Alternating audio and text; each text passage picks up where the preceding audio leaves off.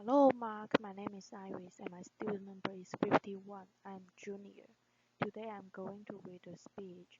The speaker is Hoteit, and the title is Lessons on Success from an Arab Business Woman.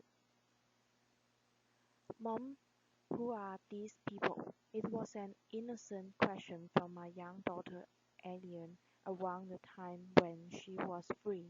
We were walking along with my husband in one of Abu Dhabi's big fancy malls.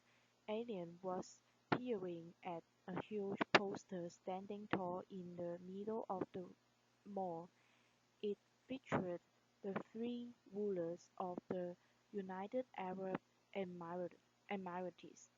As she tugged in my side, I bent down and explained that these were the rulers of the UAE who had worked hard to develop their nation and preserve its unity. She asked, "Mom, why is it that here where we live and back in Lebanon, where Grandma and Grandpa live, we never see the pictures of powerful women on the walls? It is it because women are not important?" This is probably the hardest question I have had to answer to my ears as a parent in my 16 plus years of professional life. For that matter, I had grown up in my hometown in Lebanon, the younger of two daughters to a very hard-working pilot and director of operations for the Lebanese Airlines and a super supportive stay-at-home mom and grandma. My father had encouraged my sister and I to pursue our education even though our culture emphasized at the time that it was sons and not daughters who should be professionally motivated. I was one of very few girls of my generation who left home at 18 to study abroad. My father didn't have a son, and so I, in a sense, became his. Fast forward a couple of decades, and I hope I didn't do too badly in making my father pound of his would-be son. As I got my bachelor's and PhD in electric, electrical and engineer, did R&D in the UK, then with consulting in the Middle East, I have always been in male-dominated environments. Truth be told, I have never found a role model I could truly identify with. My mother's generation wasn't into professional leadership. There were some encouraging men along the way, but none knew the demands and pursuits I was facing. Pursuits that got particularly acute when I had my own two beautiful children. And although Western women love to give us poor, oppressed Arab women advice, they live different lives with different constraints. So Arab women of my generation have had to become our own role models. We have had to juggle more than Arab men, and we have had to face more cultural rigidity than Western women. As a result, I would like to think that we poor oppressed women actually have some useful, certainly hard-earned lessons to share, lessons that might turn out useful for anyone wishing to thrive in the modern world. Here are three of mine. Convert their shit into your fuel. Laughter, applause. There is this word that everybody is touting as the key to success: reliance. Well, what exactly is resilience, and how do you develop it? I believe resilience is simply the ability to transform shit into fuel. In my previous job, well before my current firm, I was working with a man we will call John. I had teamed up with John and was working hard, hoping he could he would notice how great I was and that he would come to support my case to make parlor at the firm. I was in addition to delivering on my consulting projects, writing passionately on the topic of women economic empowerment. One day I got to present my research to a roomful of MBA students. John was part of the audience listening for the first time to the details of my study. As I proceeded with my presentation, I could see John in the corner of my eye. He had turned a dark shade of pink and had slid under his chair in apparent shame. I finished my presentation to an astounding audience, and we rushed out and jumped into the car. There he exploded. What you did up there was unacceptable. You are a consultant, not an activist. I said, John, I don't understand. I presented a couple of gender parenting indices and some conclusions about the Arab world. Yes, we do happen to be today at the bottom of the index. But what is it that I said or presented that was not factual? To which he replies, the whole premise of your study is wrong. What you are doing is dangerous and will break the social fabric of our society. He paused, then added, when women have children, their place is in the home. Time stopped still for a long while, and all I could think and repeat in the trials of my brain was, you can forget about that partnership, linear. It's just never going to happen. It took me a couple of days to fully absorb this incident and its implication, but once I did, I reached three conclusions. One, that these were his issues, his complex. There may be many like him in our society, but I would never let their issues become mine. True that I needed another sponsor and fast. Laughter. I got one, by the way, and boy was he great and free. That I would get to show John what women with children can do. I applied this lesson equally well to my personal life. As I have progressed in my career, I have received many words of encouragement, but I have also often been met by women, men, and couples who have clearly had an issue with my husband and I having chosen the path of a dual career couple. So you get this well-meaning couple who tells you straight out at a family gathering or at a friend's gathering that come on, you must know you are not a great mom, given how much you are investing in your career, right? I would like if I said these words didn't hurt.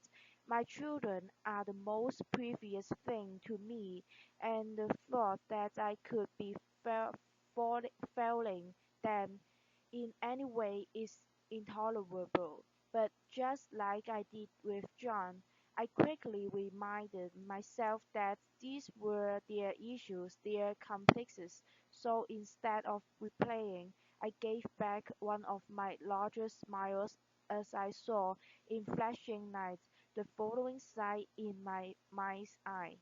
Be happy, it deserves people crazy. Applause.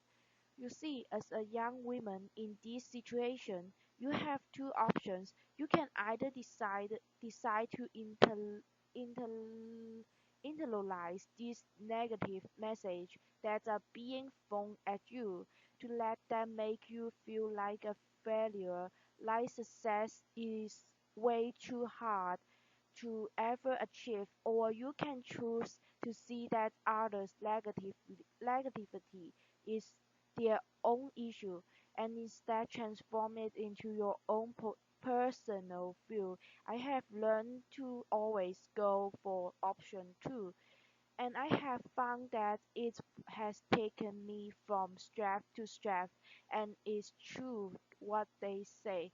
Success is the best revenge. Some women in the Middle East are lucky enough to be married to someone supportive of their career.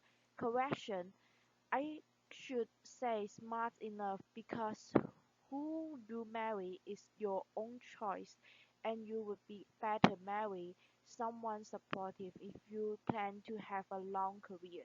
Still today, the Arab man is not an equal contributor in the home. It's simply not expected by our society and even frowned upon as not very many.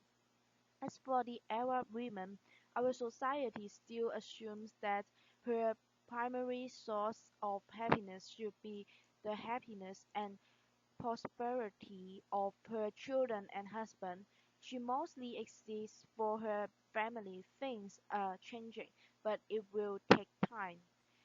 For now, it means that the professional Arab woman has to somehow maintain the perfect home, make sure that her children's every need is being taken care of, and manage her demanding career.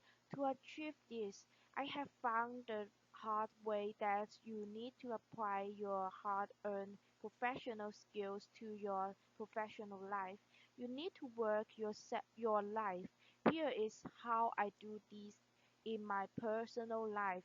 One thing to know about the Middle East is that nearly every family has access to affordable domestic help. The challenge therefore becomes how to recruit effectively.